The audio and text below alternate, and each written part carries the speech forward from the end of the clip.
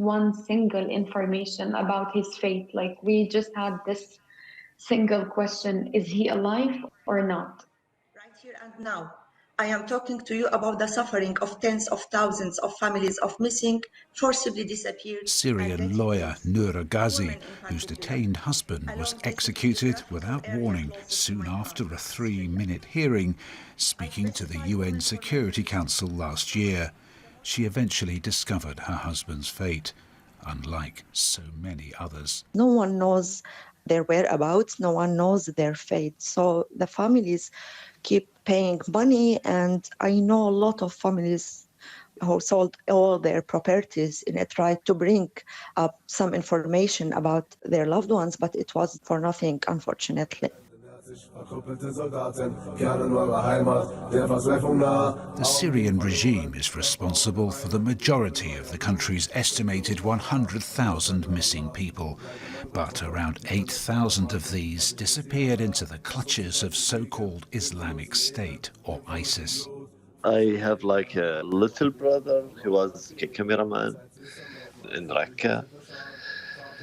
And one night, ISIS take him, and we don't know anything about him until now. Amma Mata has yet to find any trace of his 22-year-old brother, Mohammed Noor. There is no information. There is no real system with ISIS. All the armies took areas from ISIS. Always there is no answer. No one care about the kidnaps. In August 2013, a military defector codenamed Caesar smuggled tens of thousands of photographs out of Syria showing the bodies of dead detainees. The reveal of Caesar photos came out in the internet, and we searched for a picture, a photo of my father, and unfortunately we found one. Horrific though these photos were, they at least brought closure after years of grueling uncertainty for some relatives like Mohammed al-Sheikh. It's bad, but it's not the worst, because at least he is now dead and he can't feel bad anymore. That report on the Syrian civil war by Mike Thompson. And that's World Watch for today. I'm Max Toll. Kea koe mani? Kia ora, Max. And that is Midday Report for today, Wednesday, March the 17th. Te rā o koro.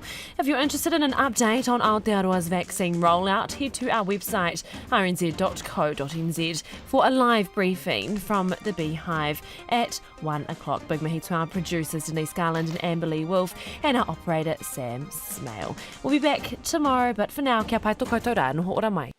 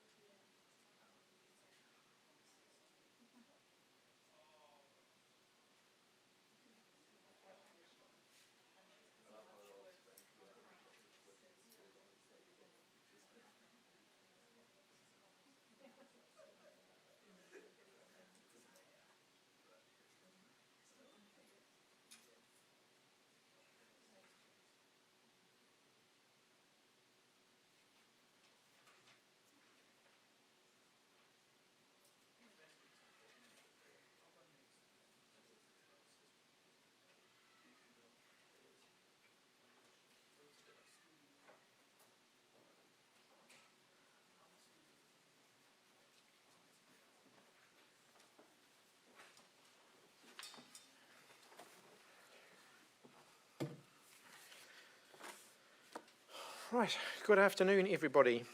Today I'll give a brief update on COVID-19 and provide the latest information on the vaccination rollout. I'll then hand over to Brigadier Jim Bliss, the head of MIQ, who as part of our frontline border workforce has had his second vaccination and will update us on the rollout from the perspective of those working on the front line, and we'll then take questions. So, as always, I'll start with the day's good news. There are no new cases of COVID-19 in the community today. There were over 6,000 tests processed yesterday, which is a solid weekday result. And while we have no active cases in the community, it is a good timely reminder for everybody to keep an eye out for the symptoms. So look for muscle ache, a cough, fever, sore throat or runny nose, a loss of smell or taste, and make sure that you call Healthline and get yourself tested if you start to experience those symptoms. We can't be too careful here. As part of our ongoing community surveillance work, we have been carrying out wastewater testing. And as the Ministry of Health notified yesterday, on Friday, we saw a weak positive result in the Papatoetoe area from our wastewater testing. The good news is that all of the testing from that area has come back negative this week. As the Ministry said yesterday, the most likely explanation for that positive wastewater testing result last week was that it came from those who have recovered from COVID-19 and have returned home from the jet park.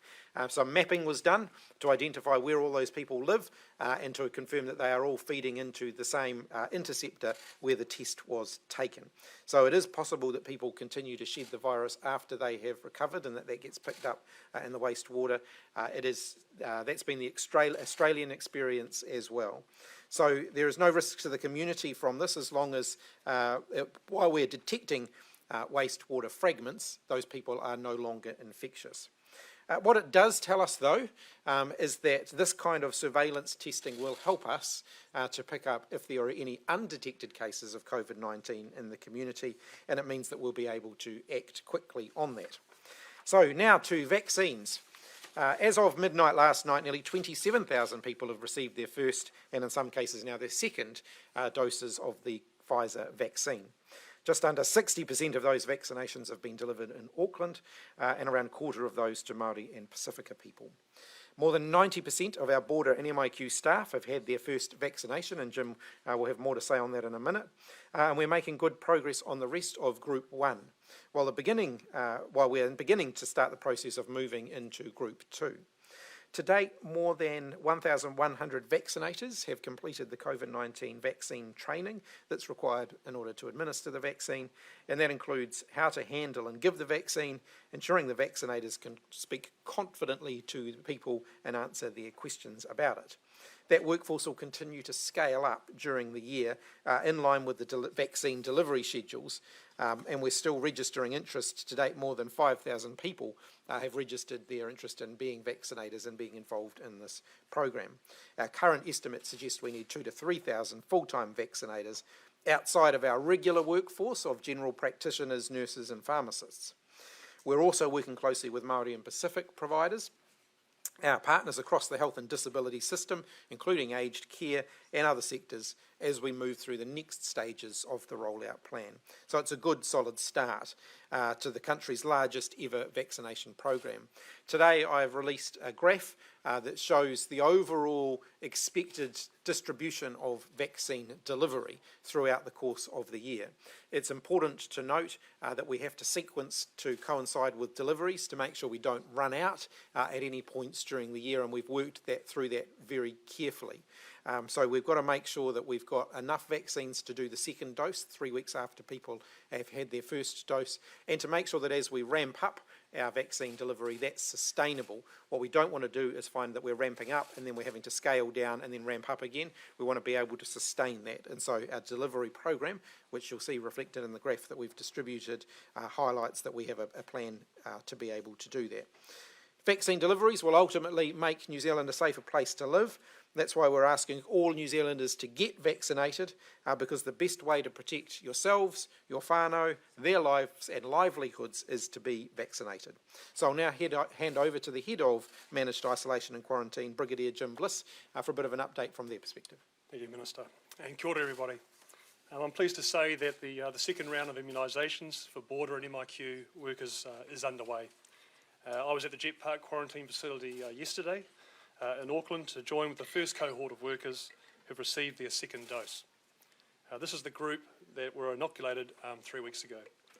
One of them has expressed to me his sense of relief at receiving the second vaccine, and that was on offer to his family as well. Our border and MIQ workforce are our frontline defence against COVID-19. Every day they go to work, they put themselves between us and the virus. It's thanks to them we're able to enjoy the freedoms and the quality of life that we do today. It's important for them to get the vaccine, and in doing so, add another layer of protection for them, their families, and for all New Zealanders. And it's really important for us at MIQ and the wider border that they can do their job, keeping us safe as a community. So we're 3.5 weeks into the program to vaccinate our border and MIQ workforce, and around 90% of the workers have received their first vaccination. This is the largest immunisation program we've ever seen in this country, and the MIQ and border workforce has really got behind it. And for me personally, I'm very proud of the efforts so far. Just a quick statement on behalf of my NZDF colleagues. I'll give an update on how their vaccination program is going as well. So around 9,600 NZDF uniforms personnel will be vaccinated. It started late last week, and to date already 1,600 have had their first dose. NZDF estimates it will take about 6 weeks to complete the immunisations, which have been done at NZDF camps and base health facilities across New Zealand by NZDF health personnel. Thank you. All right, we're now happy to open up for questions. Yeah. Minister, does the government still have the target of 75% in terms of vaccinating the population? We've never set a fixed target. We want to vaccinate as many people as possible. Obviously, one of the things that we still yet don't have clarity on is what is the under-16s and vaccination of under-16s. And we're hoping to have more clarity on that later in the year. At this point, we're still waiting for the trial data from abroad before we make decisions around younger New Zealanders. So why don't you make a target? Well, one of the things that we have to work our way through, for example, is the under-16 cohort's quite a large cohort, and we have to understand a bit more about when they may be able to be vaccinated before we would do anything. Our target ultimately is to get as many people vaccinated as possible. Is there hesitation, which could lead to you being reluctant to put a target on things? No, not at all. This is just about making sure that we're giving as many New Zealanders as possible the opportunity to be vaccinated. We've said that it's not going to be compulsory, but we do want to make sure that people are coming forward to be vaccinated. I think as we look at the latter part of the year, so particularly that fourth quarter, the biggest challenge for us there is going to be to get people to be vaccinated. We know towards the middle of the year, as we ramp up and make it publicly available, there will be a lot of demand. That demand will start to tail off, and it's that last group that actually is going to be the challenging group. And the most important thing we can do right the way through the year is make sure that they're getting good, reliable, fact-based information so that when they're offered the opportunity to have a vaccine, that they'll be confident in taking up the vaccine. Do you have a target for how many vaccines you want to be able to distribute every day, when you've reached that peak? Because you might need to be vaccinating. I think an MP picked out that at maybe 20,000 people a day, for instance, if you're going to hit 4 million by the end of the year. Yeah, so there will be unders and overs here. So one of the things that we've mapped out, and the graph that I've distributed today gives you a bit of a high-level overview of what that looks like. But one of the things we have to manage there is some days we'll be doing more second doses than first doses, for example, as we go through the cycle. Some days you'll do more second doses than first doses, and we have to be careful to sequence to make sure that we don't run out of vaccines at any point. The last thing we want is to have people waiting in a queue to get their vaccine, and that we don't have sufficient vaccines to give them. So we know, based on our delivery program, that we have got a pretty good allocation model up to the end of June. From June onwards, or July onwards, sorry, that's when we're expecting the big deliveries of vaccines to start coming in, and that's when everybody will be able to sort of join the queue to get one, if you like, and that's where we're going to be looking at the very big numbers. So considering the size of the workforce and stuff like that, do you have, like we have had in the past for testing, COVID-19 testing, do you have like a top line target for how many you want to be able to distribute a day? Perhaps not so much a day, because there will be fluctuations across a week, but we will be sort of doing week by week, if you like, monitoring of how many we've done this week, how many do we need to do next week, to make sure we're keeping on track so that we don't create too big a mountain to climb at the end of the year. Are you saying, like, is 20,000 vaccines a day unrealistic or realistic? I suspect we may well, towards the second half of the year, we'll be doing more than that per day. Yeah. On the gap between the first and second vaccination, how important is it that it's more or less exactly 3 weeks on, in your understanding, or is it okay if that lags for 4 or 5 weeks? What does that do for the vaccine? So, I mean, that's probably a question for Dr. Bloomfield. You'll note that he's not here today. He's at home. He's got a cold. But our MedSafe approval is based on a 3-week gap between the vaccines, and we, give or take a few days, that's broadly what we're aiming to achieve. We're aiming to sort of be within that 3-week window. How far in advance of the big public sort of rollout in June, July, you said you're expecting the big vaccine arrivals to start happening? How far in advance of that are you going to start sort of rolling out publicity campaigns, encouraging people, to get vaccinated? So you will have heard over the weekend we started some paid advertising with the messages around vaccines, and that will start to ramp up as we go through the year. So we've started though. One of the things that I'm very mindful of is we don't want to create a void in this first part of the year where misinformation gets out there and there's not factual information out there to counter it. So we are working very hard to make sure that, just clear, simple messages are out there around vaccination. That'll increase. What we do know, we've been doing a bit of, we've been trying to understand more about where people will get their information around vaccines from.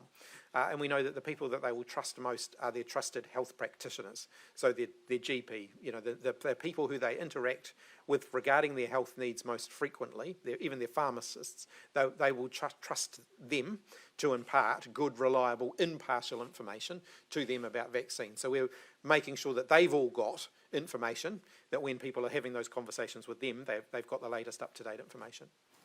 Minister, are there any shortages of vaccinators in any particular region, or any hold-ups with DHBs in relation to vaccination?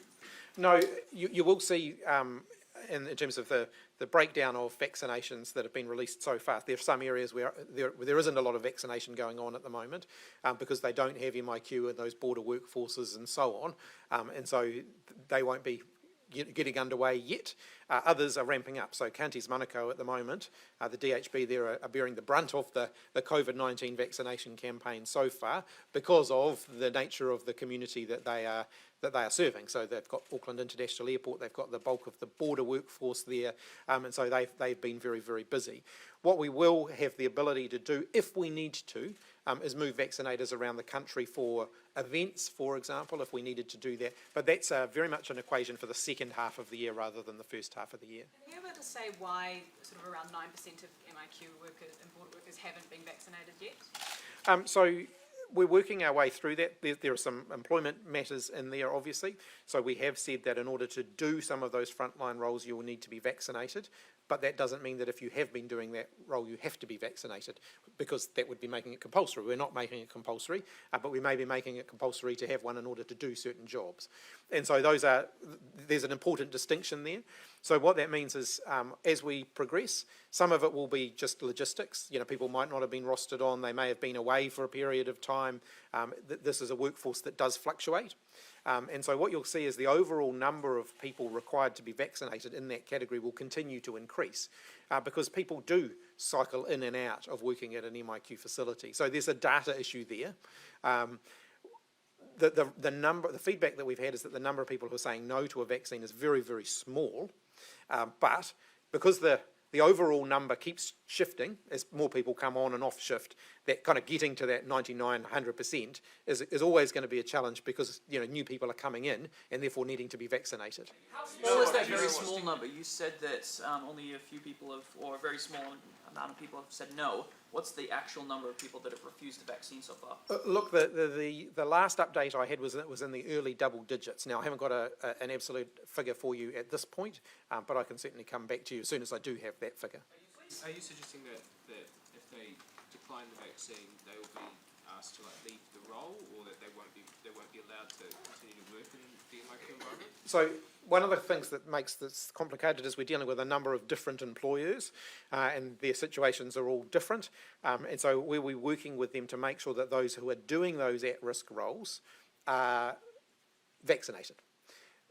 In terms of what happens to people who decline a vaccination, that ultimately becomes a matter of negotiation between us as the government, their employer, whomever their employer may be, and that person. You employ a lot of these staff members, though, don't you? Absolutely we do, but many of the people who work in our MIQ and at our border are not employed by the government. They're employed by hotels, by airlines, by other companies.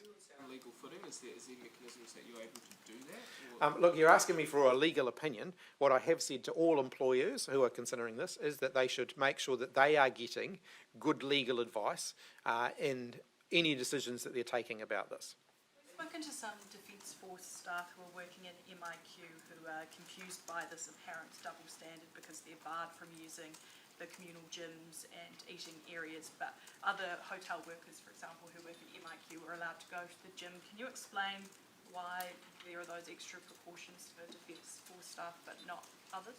Yeah, so in relation to when they redeploy back into their camps and bases, there's two parts to that. One is the high state of communal living that we do have on our camps and bases, shared accommodation, shared messing and shared gym facilities. So there's I suppose a caution around that.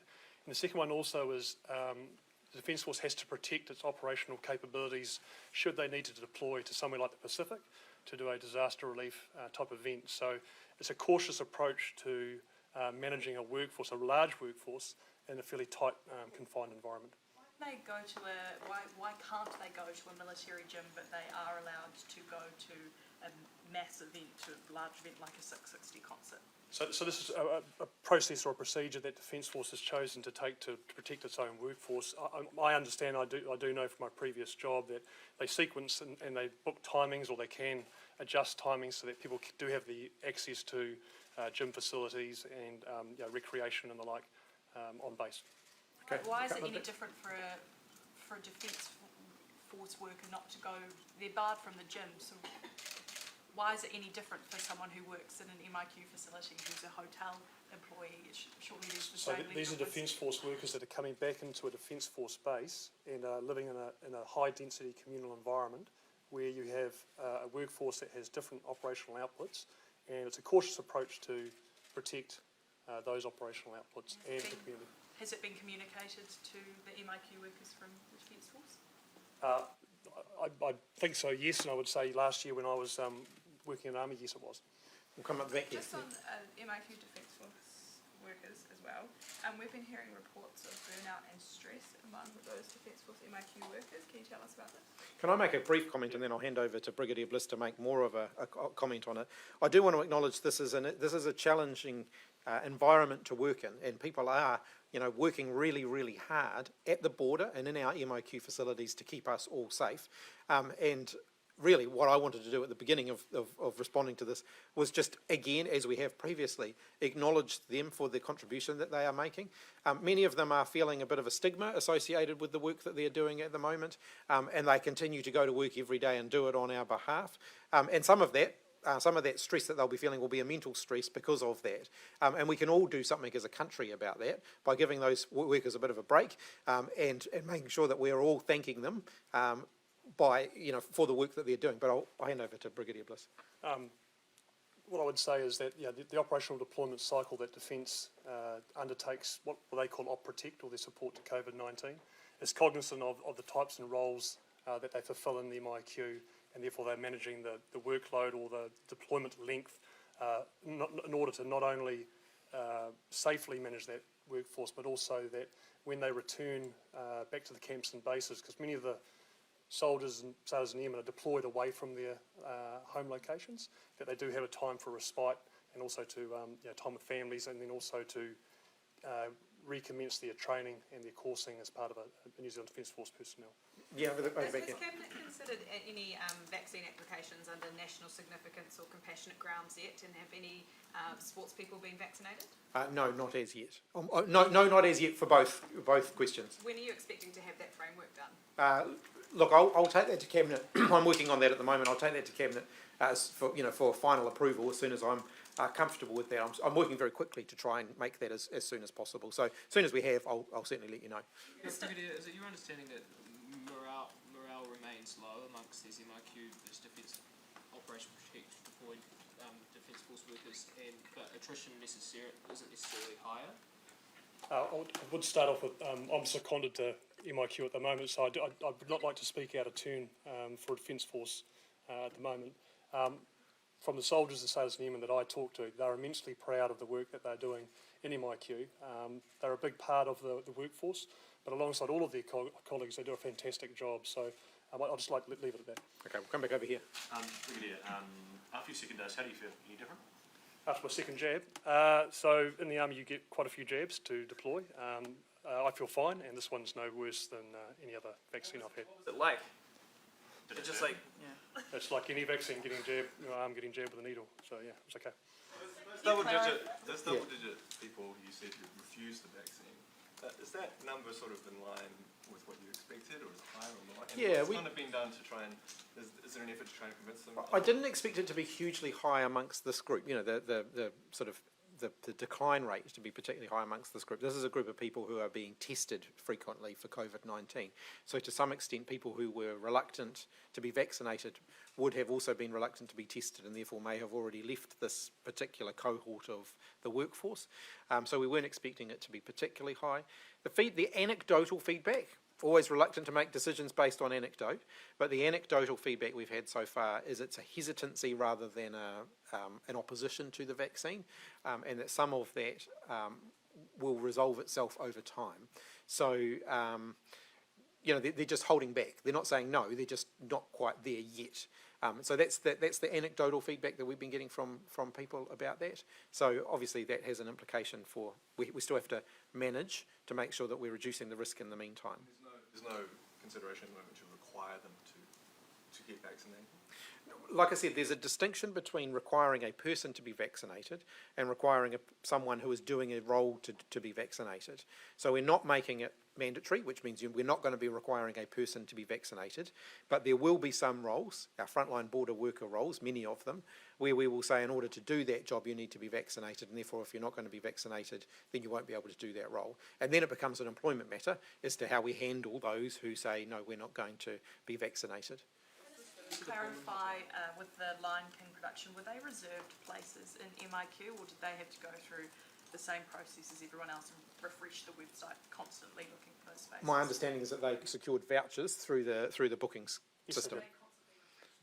So there was no intervention into the Myer system for their booking. So once they had their visa, they had every legal right to book through Myer, which they did.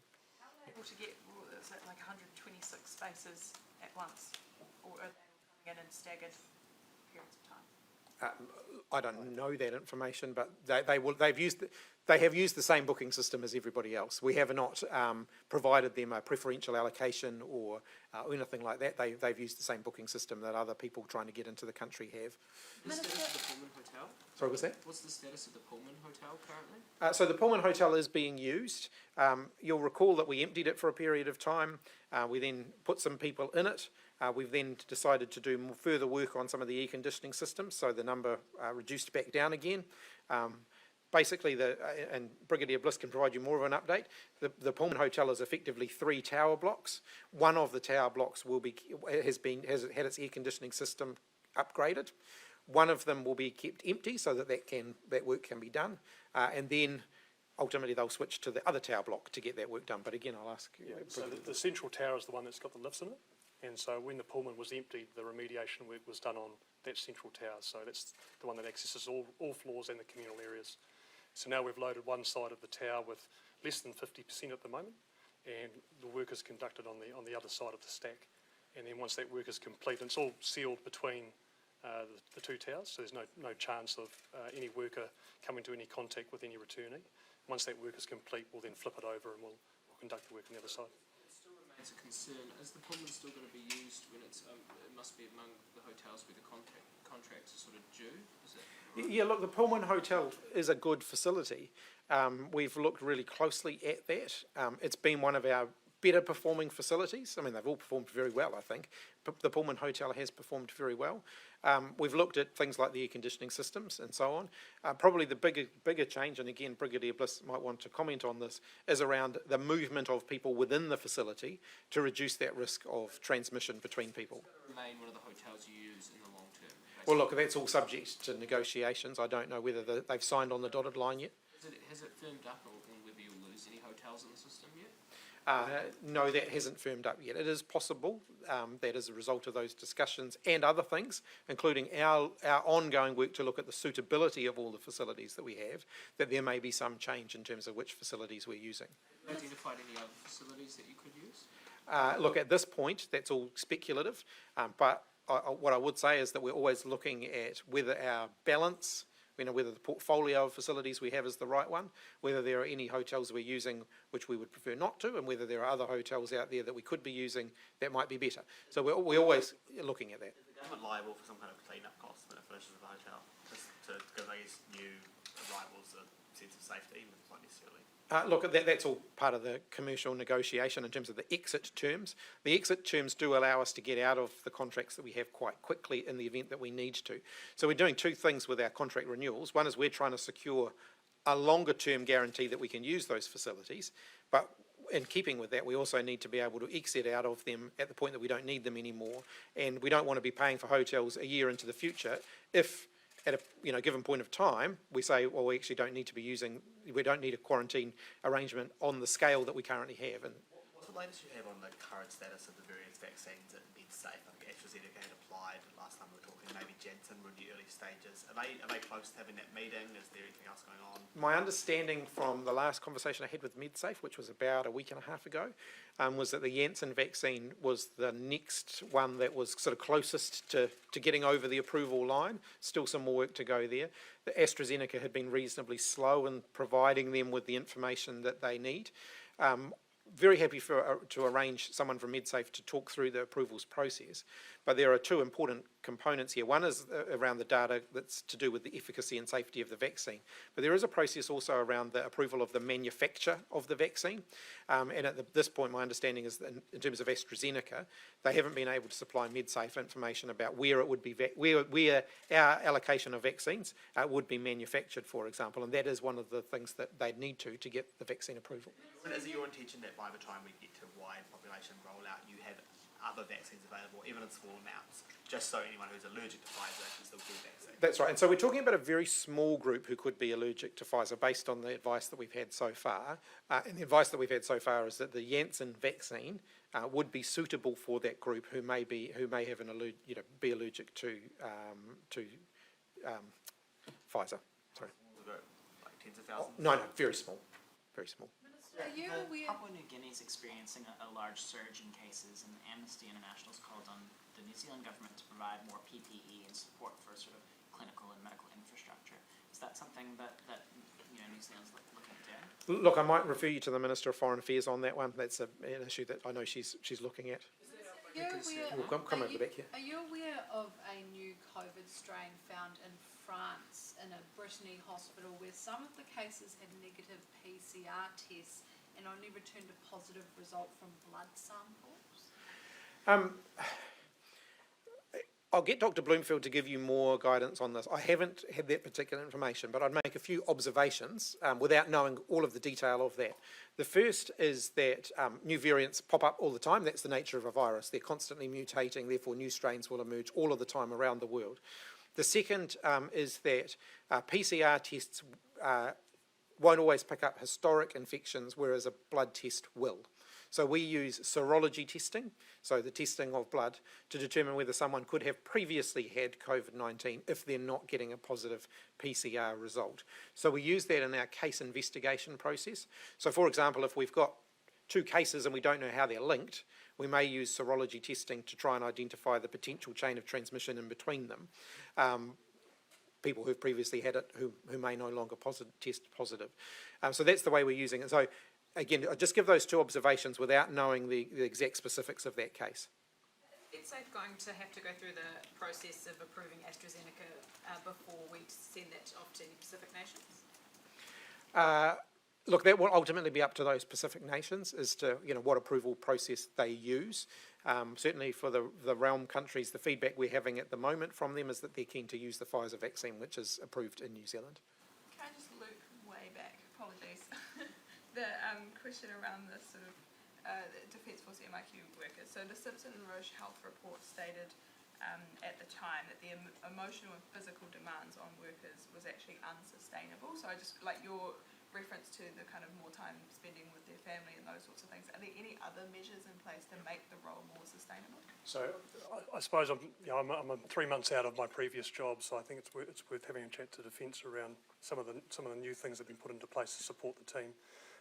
They are 1 year into their support to the COVID-19 response. We use our operational framework, which we use to support all of our deployments overseas, be they missions overseas or ships or planes or the like. So there's a real good wraparound system of wellness, wellbeing support to not only the individual but also to the family. So that's very robust, and I think anything further in relation specifically to the operation at the moment would be best to go to Defence. Yeah. In terms of security at the border, in terms of keeping COVID out, is there anything you're looking at the moment thinking, hey, maybe we could tweak this or change something here to improve that security and beef up the border a bit? Look, that's a very broad question. I think the answer to that would be always. All of our systems are always under review. If you look at pre-departure testing, the introduction of day zero testing, all of those things are constantly being looked at. If I think about the maritime border, for example, I know ports have taken action to reduce the number of people who are going onto ships that are coming into port, because again, that reduces the risk profile, it reduces the number of people that need to be tested frequently. So every day, I think people who are working in and around the border are looking, how can we drive any remaining residual risk here as low as we possibly can get it? And I certainly know that in our MIQ facilities, that's a day-to-day conversation with people. Can we just clarify one thing? You just make sure we've got it right. When you said double digits refusing the vaccine, that was people, not percentage, right? Oh yes, no, that's right, absolutely. Yeah, people. So I think it was about 10 a couple of weeks ago. I think there might have been a few more since then. Yeah, and well, look, I don't have an exact number, but in that kind of 10, 20-ish kind of range was the last update that I had. But again, I'll come back to you if there's a significant change on that number. Date on when there might be a big splashy launch for your vaccine campaign, Look, we won't be doing a big splashy launch for the vaccine campaign. I think what you'll see right the way through the campaign, and the campaign's already started, are different stages of that campaign. So there will be, if you like, role models doing their vaccination, and there'll be a variety of different people. I mean, Brigadier Bliss has already role modelled having both doses of the vaccine so far, and there will be others as we get into get through the sequencing framework.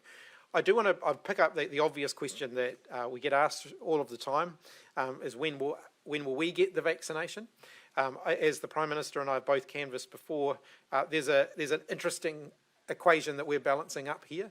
One is not being seen to be jumping the queue, but then also not being seen to being reluctant. And so we have to balance that up. We haven't made a final decision on when we will do that. Field said this morning that potentially the All Blacks were on the table for some of these partners. Have you approached the likes of Bowden Barrett or any other stars yet?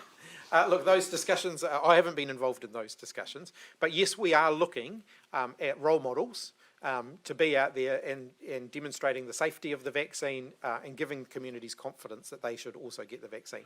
I'm only going to take a couple more questions because we're going to have to go shortly, so we'll start at the back and we'll work our way over this way. Will the government pay those role models if we asked All Blacks, for example? So they would pay them? Absolutely not. You don't agree that so far the campaign is minuscule compared to the misinformation? You think it's adequate where it's at the moment? The misinformation is certainly ramping up, and we are very, very conscious of that.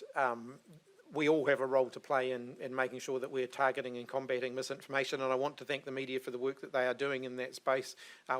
We will certainly have a paid campaign in order to help counteract some of that misinformation, but every one of us needs to play a role there. But you're comfortable with where the vaccine campaign, the information campaign is at right now? I think you'll see it really starting to ramp up. Obviously, I want to see it ramping up, so that we're getting more positive messages in front of people, and you'll see more of that. More already? Should it be more right There's a tension there between ramping up about a vaccine that people can't yet get, communicating to them about how great this vaccine is and then them having to wait longer to get it, and making sure that they're not being put off the vaccine before they even have the opportunity to get it. So there is a tension. So if you put out more information right now, people might put off, is that what you're saying? No, if we put out, no, they might be more eager to get it before they are able to get it. On that note, a number of academics and experts like Susie Wiles have written an open letter to the COVID Plan B group around their sort of flirtation with misinformation around COVID-19.